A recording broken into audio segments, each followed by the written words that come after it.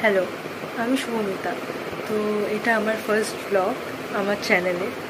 আমরা যাচ্ছি দার্জিলিং অ্যান্ড কালিম্পং। আমরা প্রথমে কালিম্পং যাব, তারপর দার্জিলিং। আজ 13 তারিখ, 13ই মে। তো আজ আমরা এখান থেকে যাচ্ছি শিয়ালদা। সেখান থেকে 8:35-এ আমাদের ট্রেন, কাঞ্চনকন্যা এক্সপ্রেস। তো এবার ওখানে গিয়ে দেখা হবে। আপনাদের পুরো জার্নিটা ব্লগ করে দেখানোর চেষ্টা করব, সব রকমের ইনফরমেশন আপনাদের দেওয়ার চেষ্টা করব। প্লিজ সঙ্গে থাকবেন। তো এখন আমরা বেরোনোর জন্য রেডি। আমাদের লাগেজ সব গোছানো হয়ে গেছে। এই যে সব লাগেজ, আর আমার বাবা মা, এই যে সব লাগেজগুলো।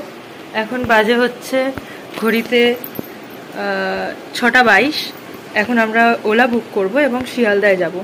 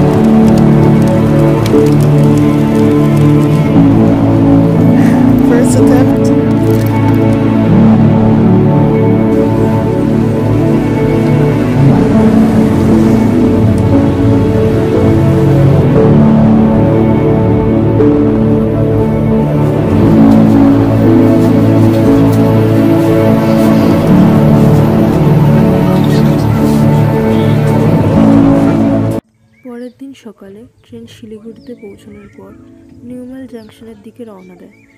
আমরা নিউমাল জাংশনে নেমেছিলাম, শিলিগুড়িতে নামিনি। পুরো ট্রেনটার ব্লগ আপনাদের দেখানোর চেষ্টা করব। ট্রেনের কোচগুলো, আমরা 3rd AC-তে গেছিলাম। ট্রেনটা অত্যন্ত পরিষ্কার পরিচ্ছন্ন ছিল এবং বাথরুমও যথেষ্ট পরিষ্কার ছিল।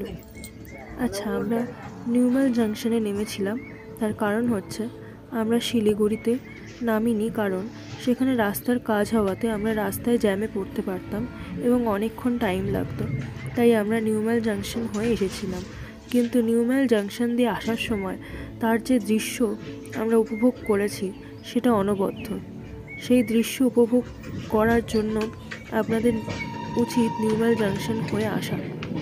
সেই দৃশ্য আপনারা শিলিগুড়ি থেকে এলে রাস্তায় দেখতে পাবেন না। সেটা প্রচণ্ড সুন্দর একটা দৃশ্য। জঙ্গলের মধ্যে দিয়ে যায় এবং দুটো টানেলের মধ্যে দিয়ে যায়, তারপর নিউমাল জাংশনে নামতে হয়।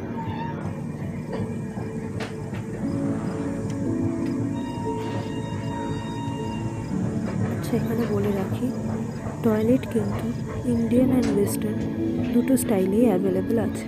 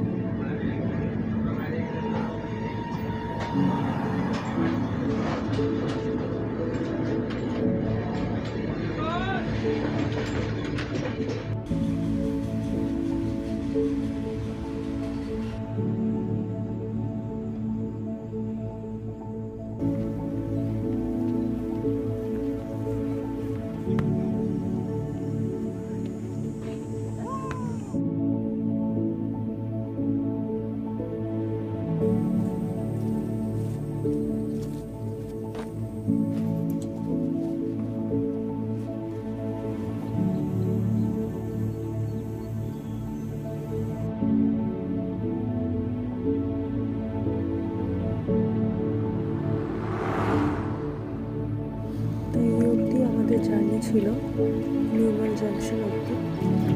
পরের ভিডিওতে আমরা কালিম্পং পৌঁছানো এবং সেখানে ভিগলেগাঁও কেপচাকাই হোমস্টেতে থাকার পুরো ভিডিও নিয়ে ডিটেলস ব্লগ নিয়ে আসবো, সঙ্গে থাকবো। এটি আমার প্রথম ব্লগ ছিল, তাই কোনো ভুল ত্রুটি হলে মার্জনা করবেন এবং ভালো লাগলে সাবস্ক্রাইব করে দেবেন এবং সঙ্গে থাকবেন এরকম ব্লগ দেখার জন্য।